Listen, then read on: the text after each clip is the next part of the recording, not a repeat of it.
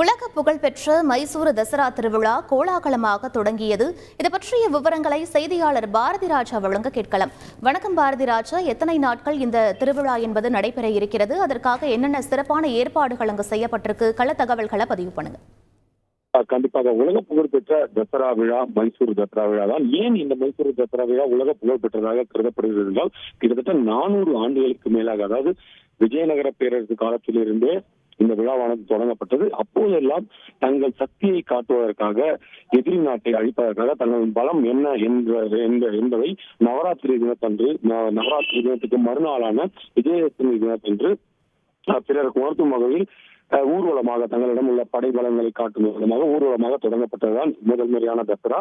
அதன் பிறகு மைசூரு தசரா என்பது உடையார் வம்சம் ஆட்சிக்கு வந்த பின்னர் மிக விமரிசையாக கொண்டாடப்பட்டது. யானை மீது முதலில் ராஜா அமர்ந்து வருவார்.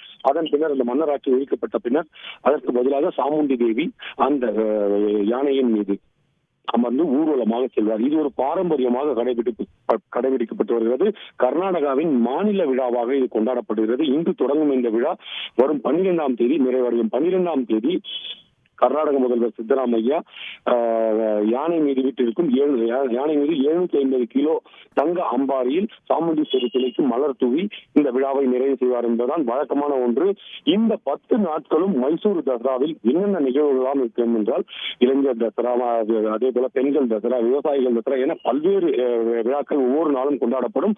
எப்போதுமே காண கிடைக்காத, வருடத்தில் எந்த நாட்களுமே காண கிடைக்காத மன்னராட்சி என்றால் எப்படி இருக்கும் என்பதை இந்த 10 நாட்களில் இந்த மைசூருவில் உள்ள மன்னர் அரண்மனையில் காணலாம். இந்த 10 நாட்களும் அங்கு உள்ள எதுவீர் மன்னராகவே காட்சியளிப்பார், மன்னர் உடையிலேயே. அதே போல மன்னர் காலங்களில் நடைபெறும் அரசு தர்பார் நிகழ்ச்சிகள் ஆகியவை தினந்தோறும் நடைபெறும். பாரம்பரிய விளையாட்டு கலையான குஸ்தி போட்டிகளும் இந்த அரண்மனையில் நடைபெறும் என்பது குறிப்பிடத்தக்கது. ஒட்டுமொத்தத்தில் இந்த மைசூரு தசரா என்பது கர்நாடக மக்கள் மட்டுமல்லாது உலகமெங்கும் இருந்து பார்வையாளர்கள் வந்து பார்ப்பார்கள் என்பது குறிப்பிடத்தக்கது. இதனால்தான் உலக அளவில் இந்த மைசூர் தசராவானது புகழ் பெற்றிருக்கிறது.